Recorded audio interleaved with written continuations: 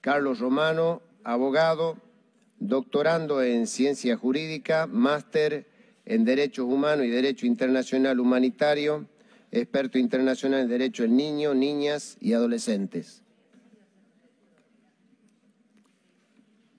Adelante, doctor. ¿Qué tal?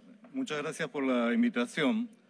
En particular, quería robar solamente un minuto de mi discurso, si después me lo dan, y recordar que hoy es 18 de julio, otro año más, en que perdimos 85 argentinos tras la tragedia de Amia, y que esto está relacionado justamente y vinculado con el tema de la paz y la vida. Por eso me distraje un poco para hablarles justamente que el derecho de la paz consiste en ser ni más ni menos que lo primero que tratamos como hombres después de las dos grandes guerras, después de 70 millones de pérdidas de vidas, y que ahí descubrimos algo importante que todavía no se concreta a nivel internacional.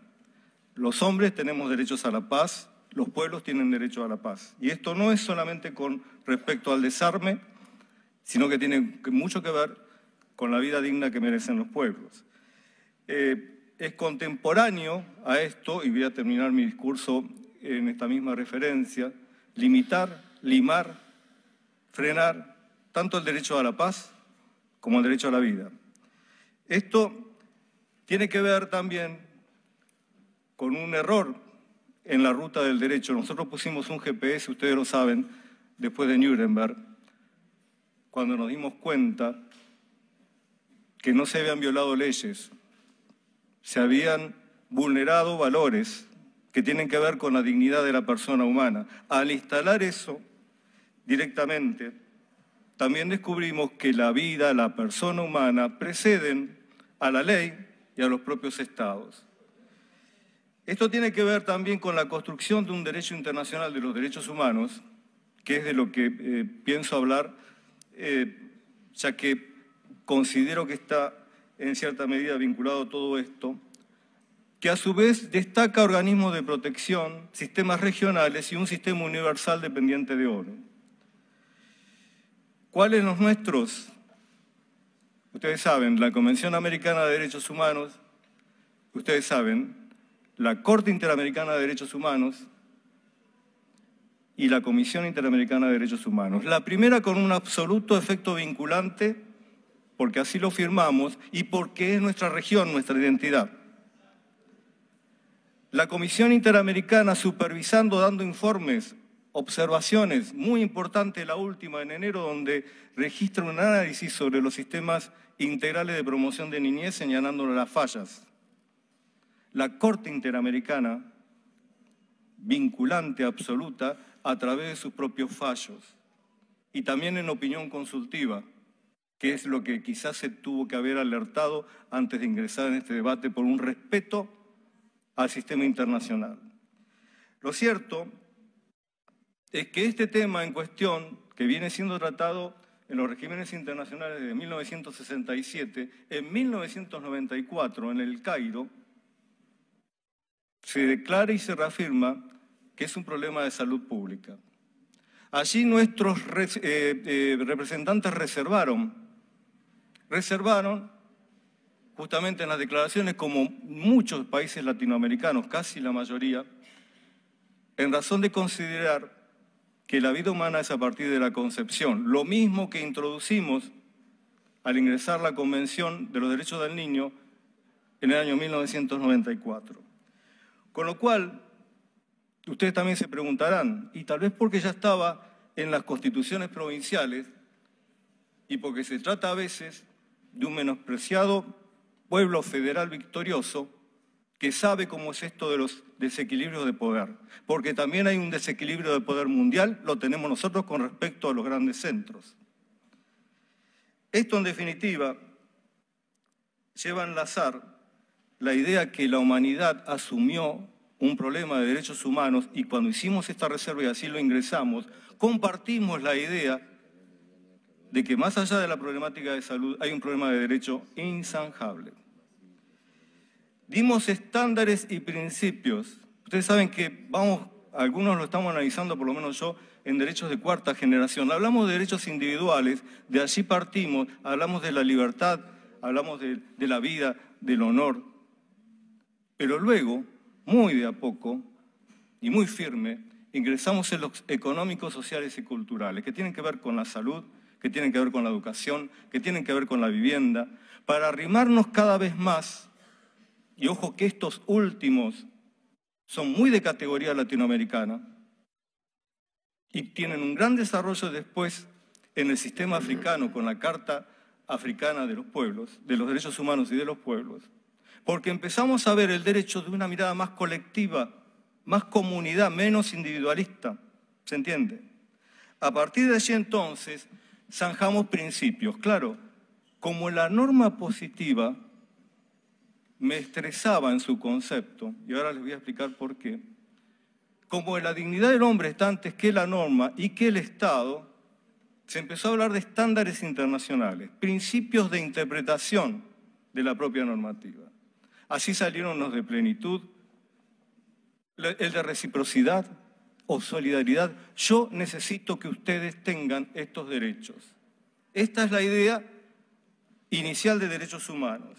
Principios de interdependencia, ninguno puede ser anulado, todos son relacionados entre sí.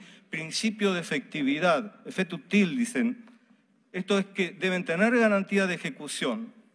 Estos estándares deben ser aplicados por un legislador, por un juez y demás. Es la mirada superior en el campo del derecho para que no nos vuelva a ocurrir como ocurrió en Nuremberg, que analizamos un contenido y resulta que de la ley no lo podemos cooptar. Y les comento que esa Alemania introduce en 1949 dentro de su constitución el tema de la dignidad de la persona. Y les comento que la única nación que tiene instalado el derecho a la paz y se desarma es Japón. Ahora bien, estos derechos, esta forma de interpretarlos, avanzaron en el principio de justicia social. Y mucho tenemos que decir con la Constitución de 1949, la propia. Estos derechos terminan avanzando sobre el principio pro homine. ¿Qué es el principio pro homine? Pro del débil, pro de la libertad. No puedo legislar, no puedo aplicar el derecho si no es en función de los pobres, de los excluidos, de las mujeres, de los ancianos, de los niños, en cada situación en que esto ocurra.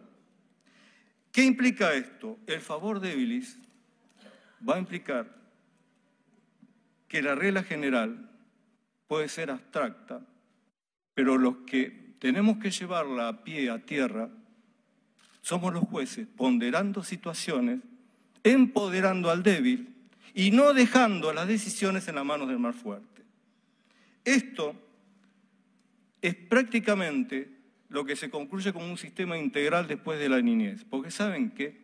Cuando les hablé de la Convención Interamericana, cuando les hablé de este esquema de derechos humanos, también les estoy diciendo que la Convención de los Derechos del Niño ya fue interpretada por la Opinión Consultiva 17 en el año 2002.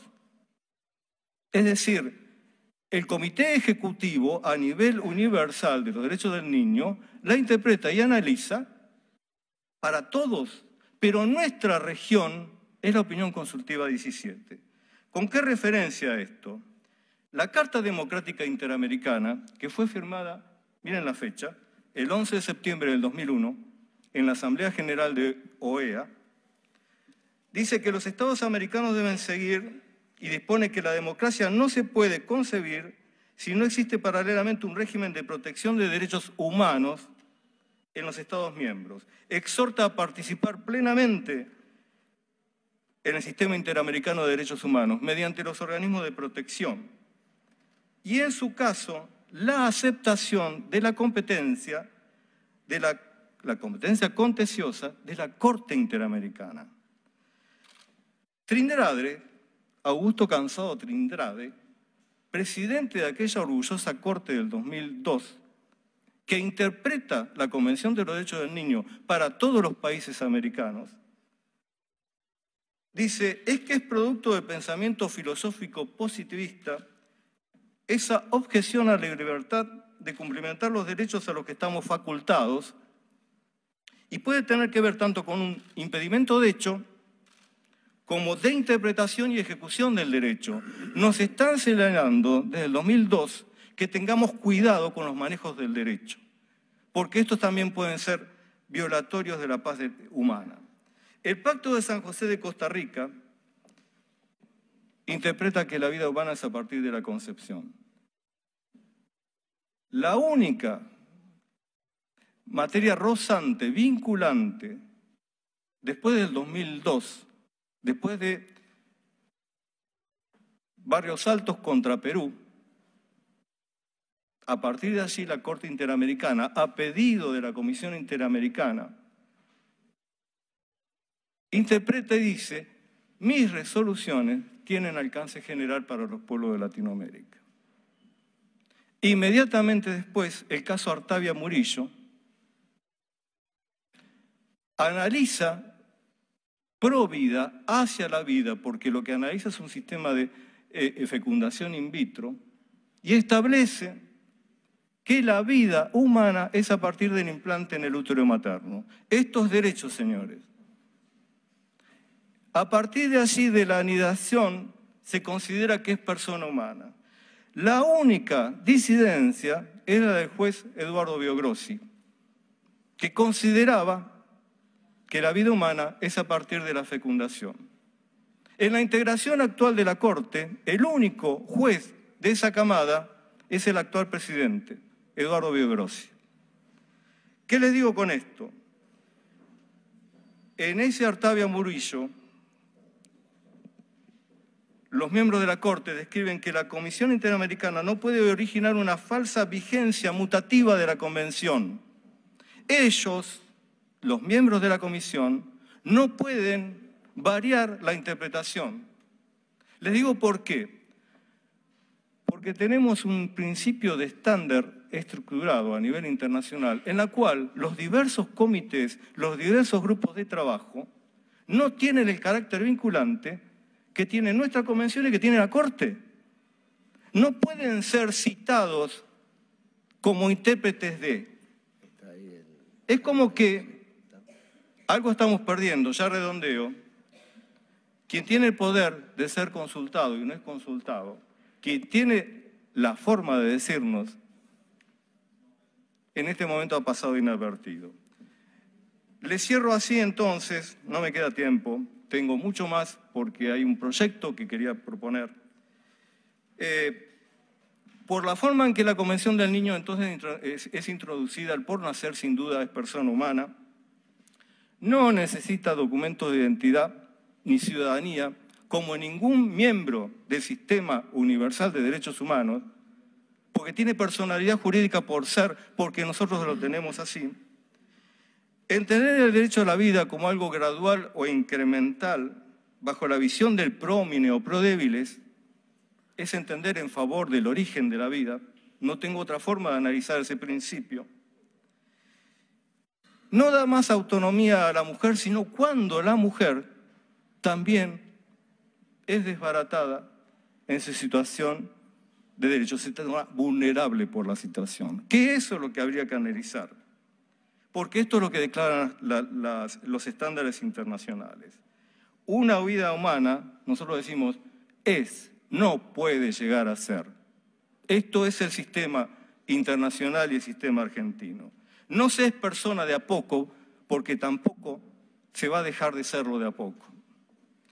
Un niño, de modo alguno, es un incapaz sin personalidad jurídica, como algunos han llevado al Código Civil con el artículo 21, con sus derechos condicionados al por nacer. Tiene antes personalidad jurídica y dignidad de la persona. Esto es internacional. De modo que el debate es bueno si permite la visibilización de estas zonas de vulnerabilidad, todas.